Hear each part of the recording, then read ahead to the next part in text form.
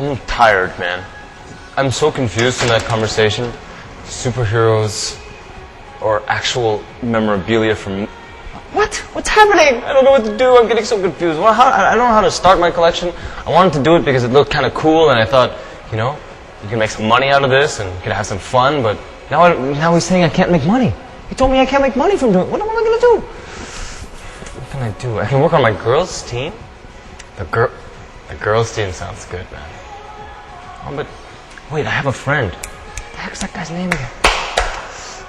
I'll go see my friend, man. He'll help me out. We'll start our collection now. Yes.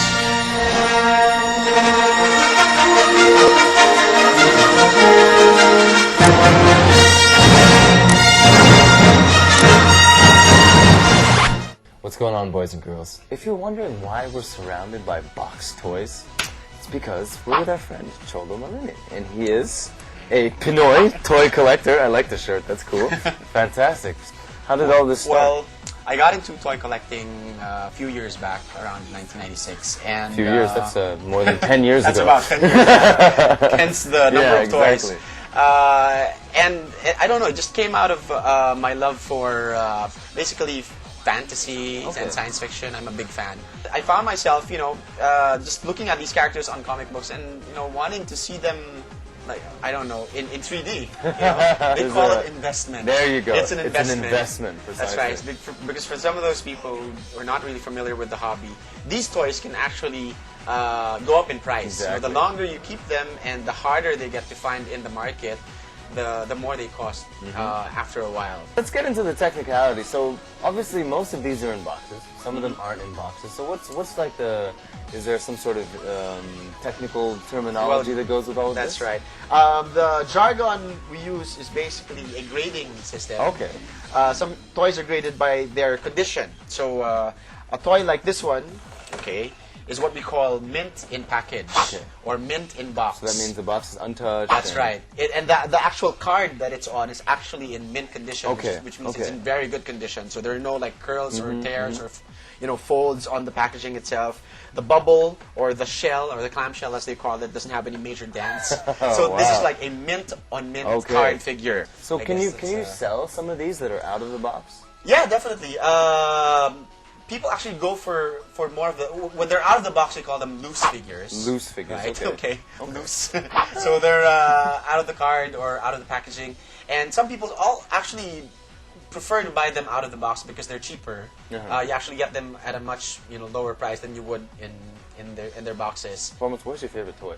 All right. My favorite toy. There you go. There he is. My Superman. Wow, look at this. So you're definitely an old school superhero. Exactly. Yeah. I'm an old school superhero kind of guy. So it's a 13-inch. This is actually a limited edition. There are only 5,000 of these made worldwide.